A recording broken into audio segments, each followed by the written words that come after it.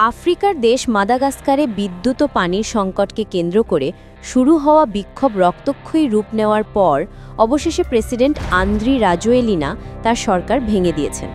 গতকাল সোমবার রাষ্ট্রীয় টেলিভিশনে দেওয়া এক ভাষণে এই ঘোষণা দিয়েছেন তিনি। গত সপ্তাহে শুরু হওয়া ওই বিক্ষোভ গতকাল পর্যন্ত চলেছে। জাতিসংঘের হিসাব অনুসারে গত কয়েকদিনে বিক্ষোভে সহিংসতার ঘটনায় অন্তত ২২ জন নিহত হয়েছেন এবং আহত হয়েছেন আরও ১০০ জনের বেশি।